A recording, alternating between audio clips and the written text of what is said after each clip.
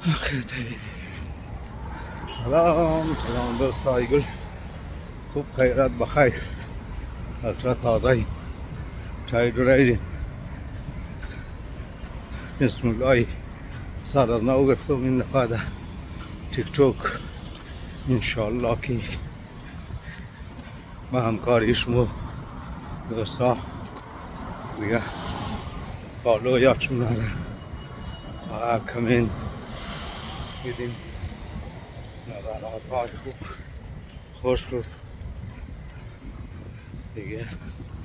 یعنی اون خیر باید از ساعت 11 بجه شب از کار تعطیل کده اتاقمو دوره دیگه در موتر 3-4 دقیقه پیدا نیم ساعت واسه رئی طرف اتاق دیگه. انشاءالله که همیشه شاد خورم باشین همه شما دوستا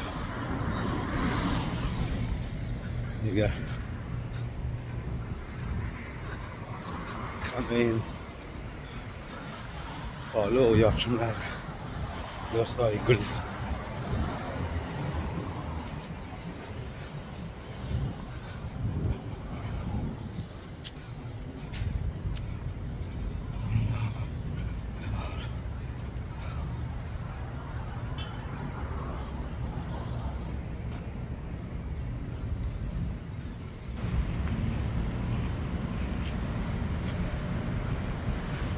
انا رفيقني كنت زايدة بالرية فقط قرقور تملك كيلومتر يعني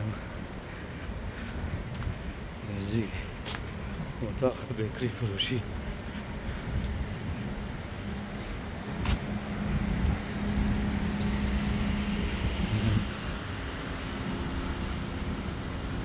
الصادقة قديمة اتاق شما در خدا میسپاریم. خدا بیارو درگاهشون تا برنامه بعدی انشالله. خداحافظ.